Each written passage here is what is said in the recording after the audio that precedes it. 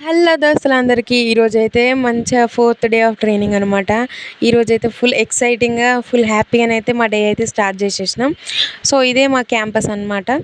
So, ఇది మా hostel and ఇది మా క్యాంపస్. సో, నెక్స్ట్ అయితే మేము నడుచుకుంటూ అయితే మంచిగా బ్రేక్‌ఫాస్ట్ చేయడానికైతే వెళ్ళిపోయినాం. ఇదైతే మా డైనింగ్ హాల్ అనమాట.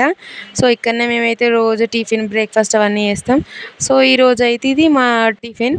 ఇది కొంచెం కారం అన్నంలాగా ఉంది. అందులోకైతే చట్నీ ఇచ్చిర్రు.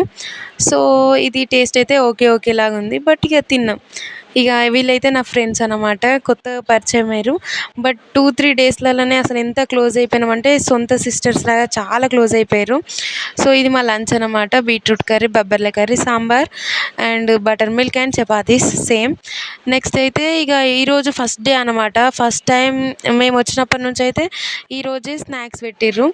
సో, ఇట్లా మనం మురుమురాలు ఉంటాయి కదా! అదే మేము ప్యాలాలు అంటాం మా సైడ్. వీటిలలో అయితే ఒక సంథింగ్ ఏదో సూప్ కలిపి ఇట్లా ఆనియన్స్ అండ్ పైన మిక్చర్ అయితే ఏసి ఇస్తుర్రు. దాంతో పాటు టీ కూడా. సో, ఇంకా చాలామంది అయితే లైన్‌లో ఉన్నారు స్నాక్స్ కోసం. అది తిన్న తర్వాతనైతే నెక్స్ట్ మేము కిందికొచ్చిన తర్వాత ఈరోజు కొంచెం ఫ్రీ ఉన్నామనమాట ట్రైనింగ్ అయిపోయినంక.